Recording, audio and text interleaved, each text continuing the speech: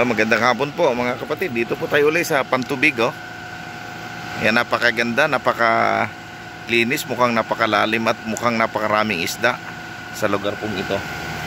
Ayan po, oh, napakaganda. Yung tubig galing Angat. At yung tulay po, mukhang napakatagal na ng tulay na to, pero mukhang napakagandang bakal ang ginamit.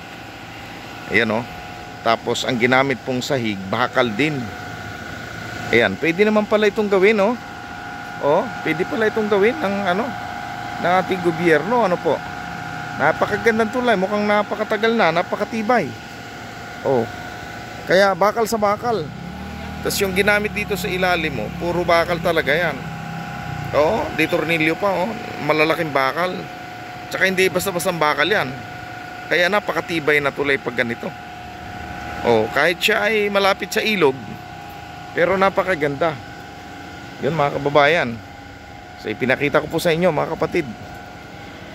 Pwede palang ganito kaganda ang tulay, oh. Oh, pakaganda. Oh, di ba? So nagkakabit po ng tarpaulin yung aming mga kasama. Ang ganda dito. Ayan, oh. May kambing pa.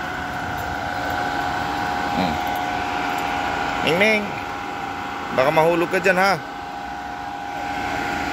Oh, Mingming, Mingming, Ming, baka mahulog ka dyan, malalim dyan.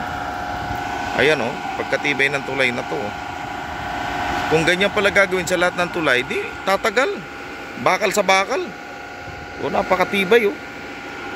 Kasi minsan yung espalto, simento, nabibiyak, muputok. Oh, lalim ng tubig, ang ganda ng tubig. Oh, kung bakal pa lang gagawin sa mga tulay, itatagal, napakatibay. Oh. So salamat po sa inyong panonood sa aking video mga kapatid. Maraming salamat po. Kung nagustuhan niyo po ang video ito, paki-share po, subscribe dito po sa aking YouTube channel. God bless po, we love you all po. To God be all the glory. God bless.